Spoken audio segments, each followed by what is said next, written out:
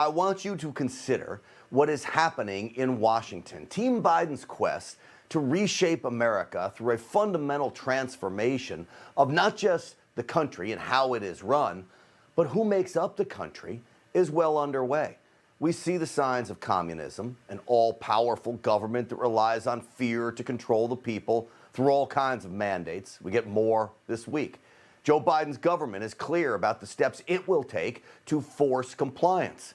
First off, they're going after your guns. They've been honest about this, and sadly, your money too. Anyone who has even a hint of wealth will be taxed into oblivion. Of course, all of that is unsustainable. We have watched Venezuela, Cuba, Greece, and so many others destroy their own societies just so what? The ruling class of government elites can have more power. Well, part of this plan is to import poverty. Flood America with people who need government assistance, people who will gladly take the government support in return for, yes, you got it, a vote. It is the very reason why Team Biden has opened up our borders, wide open, in fact. Department of Homeland Security Secretary Mayorkas proves this under questioning this week in Washington. Let me just ask you this question. How many unlawful migrants have been removed from the United States so far this year by ICE enforcement and removal operations? I would be very pleased to share that data with you and your staff. I don't have that figure in front of me. How do you not have that figure? You know what the number is. You see, the answer is evasive for a reason, because the number is most likely zero. There's probably been no enforcement actions where they've pushed people out of the country. We know that ICE, Immigration Customs Enforcement, has released at least 50,000 illegals into the United States with no court date at all. Forget the promise to appear. They're given a total free pass. They're being asked to, I guess, show up at an ICE office when they get to their final destination anywhere they want to go in the United States. But not surprisingly, ICE figures show only 13% of the migrants do. The rest just disappear. Team Biden doesn't care. They want potential voters. It's why they halted construction of the wall when it was 80 to 90% complete and already paid for. Team Biden also stopped the installation of technology.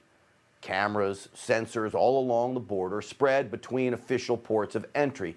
This technology, like the wall, already paid for. And what does Department of Homeland Security do? In this latest budget, it asks for less money to protect the border.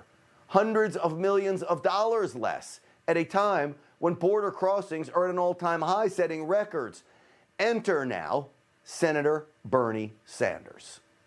Under the proposal we are bringing forth, no family in America would pay more than 7% of their income for childcare, universal pre-K, free tuition at public colleges and universities. Well, that's the man, of course, who wants to give away everything for free. He is, can you believe this, the chairman of the Senate Budget Committee, of all things. This is the guy controlling spending policy. And guess what is all part of the Democrats' plan? We go back to the original part of this story. Amnesty for 8 million illegals.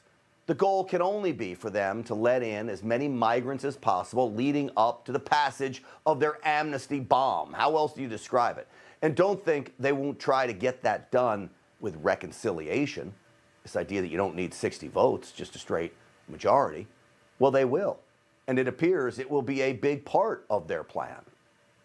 Immigration reform, we are including a path to citizenship for millions of people in this reconciliation bill. House Democrats say that they want to put citizenship pathway into the reconciliation package. Is the White House supportive of that strategy? Yep. There needs to be a pathway for citizenship. Whether it can be in immigration remains to be seen. There you have it. See, they're open about all this, and yet Republicans don't want to talk about it. They don't want to confront this head on. It seems to me that too many in the Republican Party are content at being the permanent minority. More lawmakers need to be exposing this reconciliation sham as a potential amnesty scam. Why are we once again appearing eager to hand Joe Biden another victory?